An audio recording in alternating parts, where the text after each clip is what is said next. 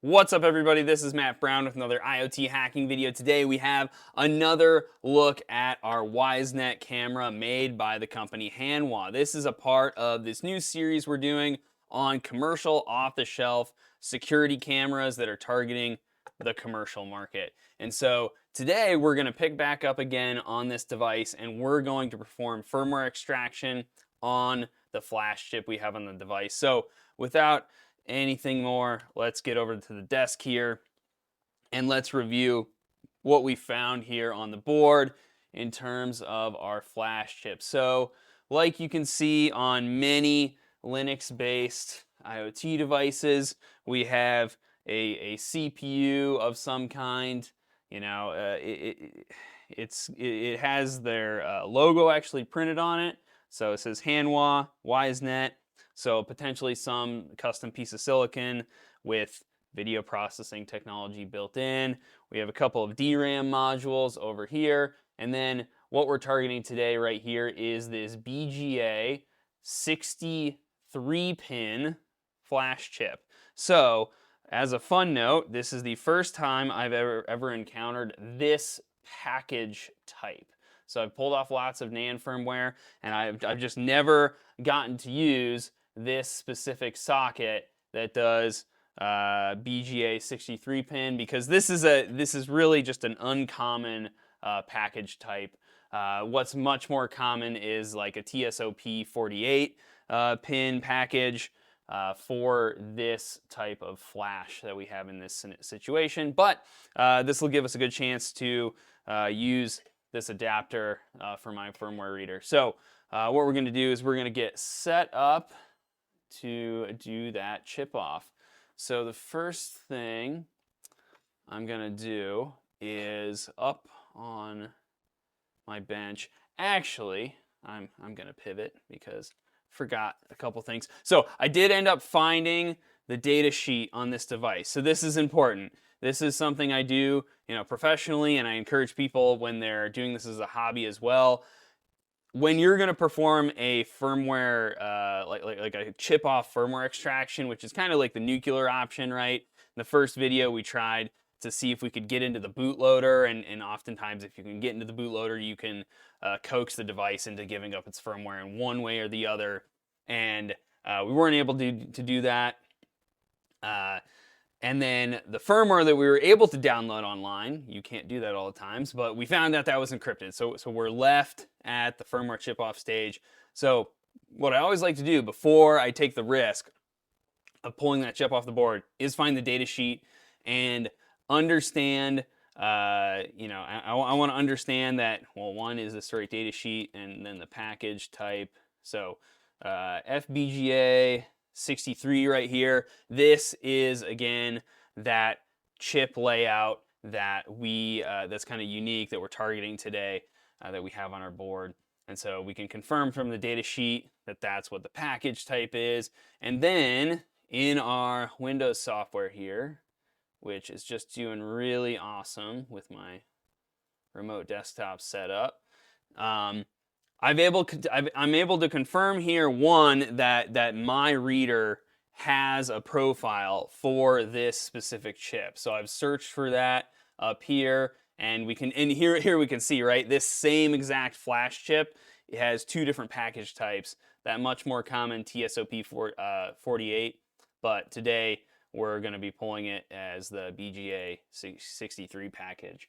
And what you'll notice in here, if you click device info, now sometimes in the XGeku, the XG Pro software here, this is not going, sometimes it's going to lead you astray if you trust the information here about what adapters to use. In this case, I believe it's correct, right? And it's extremely confusing, but what I think it's telling me here is that I can use this adapter, see it says compatible with the T56 or the newer T76 programmer. And that's because there's no, even on the old T56, there was no like extra thing to plug into the ISP port like there were on some of these adapters. So that's why I think we'll be good to go with this adapter that I bought for the T56 on the T76. Got to get all those numbers correct. All right. So with all that said, my software should be good to go. Now let's go over to the workbench, and we're going to set up for our chip off. And I will be using a little bit of flux when I clean up the chip, so I am just going to get some gloves on here. So don't want to get that flux on me. And then I have my soldering iron already heated up and my hot air. So the thing I'm going to do, I'm going to kick on my air extraction, and then we're just going to, without using any flux for this initial part, we're just going to go ahead and apply heat to our chip. And then I'm going to hold my tweezers there, but I'm not pulling, right? I don't want to be ripping any pads off. When it comes off, it should come off like butter. Really easily. Don't have to force it.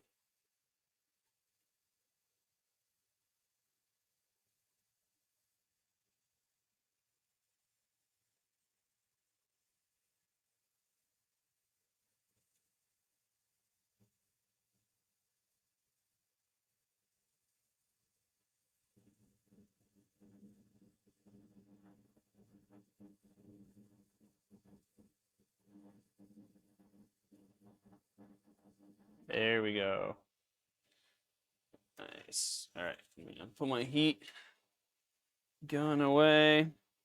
And for now, we're not gonna clean off the PCB because we're not going to reattach the chip in this video. First, we're gonna do some firmware analysis and determine if we're going to be needing to do any firmware modification before we put it back on. So we're gonna switch over to our microscope here, so we can get a good view of the balls there on the chip. And what we're gonna do now is I got my soldering iron. We are going to get a little flux here, just a little bit, not too much. Got my soldering iron. I got some braid. I have my dog knocking over my trash can behind us.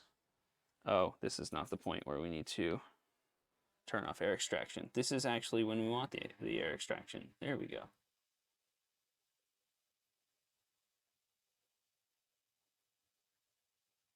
There we go. Perfect.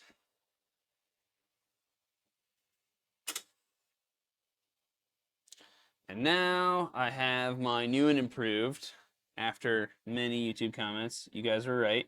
So we have these foam tipped, Q-tip alternatives. So I'm going to be using those to clean our chip. Get all that flux residue off of there, because it's just kind of gross and you don't want to get it on your firmware reader, your flash reader. Go. Whoa. One more time on this side. Good. Now I'm just gonna use the hot air very gently to just evaporate all that stuff off of there. Blowing it right away. All right, that's good to go. So back over here, no more need for air extraction. Let's zoom in and let's take a look at how this is gonna fit. Now, I did happen to already measure this chip with my calipers, so I know that this is the right, dimensions here. So just to show you, though, so sometimes these chips, it will have the same footprint, so the pins will be exactly the same dimensions, but you'll have these different, form factors that the chip can be in, but this should be the correct one. And we have a pin 1 indicator here, and usually on the adapter that corresponds to, gosh, I got to take it out of frame because I can't even see it. Wow, it's, no, whoa, okay, see, I'm glad I did that. So the pin 1 indicator on the socket is up here, but then there's a pin 1 indicator, I don't know if you can kind of see it right here, just telling me that pin 1's probably up on that side. And then on our chip,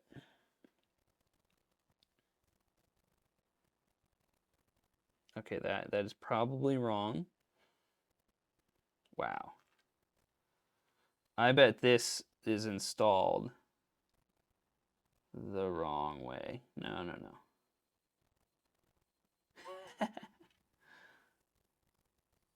Okay, I'm gonna guess that actually pin 1 is here, where this is showing. Because I have a very clear pin 1 indicator on this side of the chip right down here. And so it would either be this way, or it would be this way, which would be over here. Well, wait a minute. No, there's a... Okay, I now have 3 pin 1 indicators. All right, we're gonna, you know what? No, I'm gonna go this way. That's hilarious. Because see, there's also a number 1. There's a number 1 here. There's an arrow here. See that's not good. But we're just gonna see how it goes for us. Okay, here we go. We are in the adapter. Time to see. Well, that's my microscope. Time to see if this is gonna work. Hang on, this is NAND flash, so there are config options. So the first read I'm gonna do is gonna be to not include the spare area, and it can perform whatever analysis I need to on the chip. That way. Let's see. Okay, pin detect error. All right, let's rotate and see if that's the issue.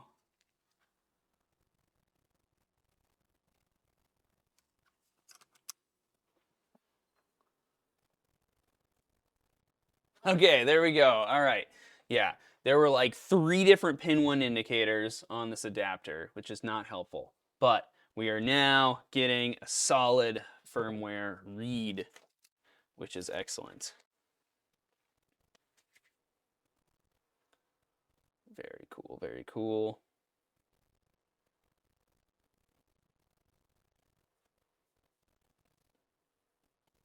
And it's going to verify, of course. There we go. We read successfully. We can come look over here. Okay. This looks like some kind of like sane data that we have. So what we're going to do is we're going to go save. And I'm going to save this. Like what the heck? I'm just going to like save it to my desktop. Yeah, we're going to save it to desktop. We'll call it, WiseNet no spare.bin.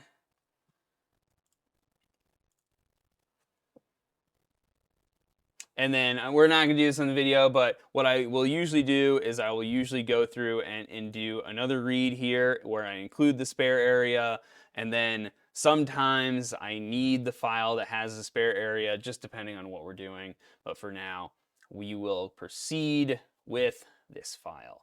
And we are going to transfer this file, so we're probably going to cut the video right here. What we're going to do is we're going to transfer the file from the Windows side to the Linux side of my machine, and we'll pick back up on the analysis from there. All right, so we are back and our file transfer has completed. And so we're going to go over to our Linux side here, and let's get that all set up. And now we're able to look at our firmware file, and we'll just actually say extracted firmware, and then we're going to move this firmware file, SCP'd over there, just so we can have a clean directory to look at. All right, so first thing, like to do it for a firmware file like this, is we want to run Binwalk just to see if it can identify any file systems or files inside of here. ELF binaries, awesome. A bunch of image files, that's not that interesting. Yeah, I mean, we'd definitely be interested in seeing if it had, yeah, like what kind of file systems there were. I'm scrolling really fast, but okay, here's something about like a Linux, that looks like the Linux kernel. BFRS root FS. Oh, here we go. Okay, so this is apparently gzip compressed. Oh, so this uimage file might have some file systems inside of it. Interesting stuff. So, okay, one of the things also that Binwalk has that's nice is it has this carve option, -C. So actually, we're just going to do that. Let's try that out. And then it should throw everything in a directory called extract. Okay, so we got a bunch of ELF files. Yeah. Some JPEG images. I want to know, like, are there any, like, ext things, really?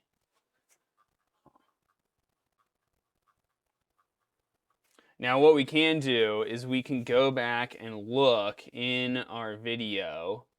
I probably should have written this down somewhere, but the partition table, and we could try to carve out those partitions manually. So, yeah, that's something we might do later. We're definitely going to do a full video on the analysis. This is honestly just my first impressions. Oh, this is always fun. Okay, cool. There's an RSA private key. Who knows what that is, what that's actually to, right? But it is right next door to a certificate file. OpenSSL X519 in file. No output text. All right, what do we got here? The common name is NWC Hanwha Security, okay, and it's self-signed. That's pretty interesting. Oh yeah, okay. So another thing, and like I said, we're gonna do a whole video on this. Okay, I'm just gonna go for broke here and kind of like recursively look for anything that mentions OpenSSL. And let's just look through that stuff. Okay, yeah, of course there's a bunch of binary files. Let's look at the strings. Let's look at the strings of the whole firmware image. And let's say grab OpenSSL.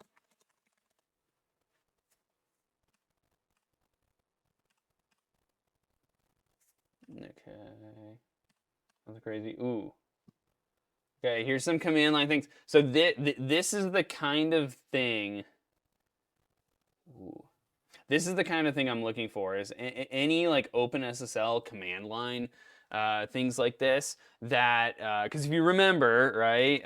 Let's go just back a directory here. So this file is the firmware file that we downloaded from the website that they just let you download the latest firmware that they have for their cameras.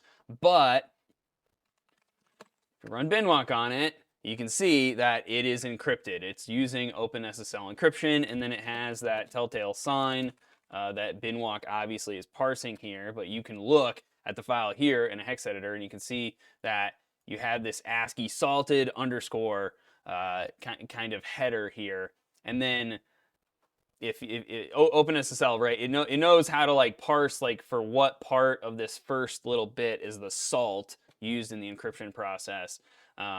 And then obviously, somewhere there has to be a key. So logically, if they're allowing a firmware update from the internet that you manually go and install on the device, right? The key to decrypt this file has to be somewhere inside of this camera firmware. So somewhere in here, there has to be a way to decrypt this firmware. So yeah, we have lots of command line stuff. Obviously, we're gonna rip this apart in a future video. Let's close this and let's keep going. Page down here. Page down. Okay, that's boring. That's boring. Huh.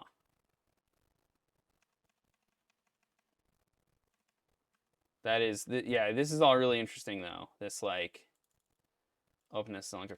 Okay. Oh yeah. And then something I always like to do, like this is just my first gut reaction analysis when I'm looking at binary files like this. Honestly, it's like strings, but it's just trying to be a little bit smart about it. So like we did find some of those OpenSSL strings, right? So now we're just gonna look through all the strings in the binary and then search for OpenSSL. Like it had OpenSSL ENC. That's like the encrypt program. So it's always interesting to understand. Okay, here we go, guys. So it's always really helpful to understand what is adjacent, what strings are adjacent to the string that you're like most interested in here, right? Yeah, I mean, we're seeing things surrounding an OpenSSL command, right? That's going to use the -k flag, probably to do some kind of, password-based key generation. And I'm seeing things mentioning a MAC address. So maybe it's like trying to sign a cert for the MAC address here. Yeah, this is all super interesting. All right, we're going to keep looking through. Here we see some other stuff.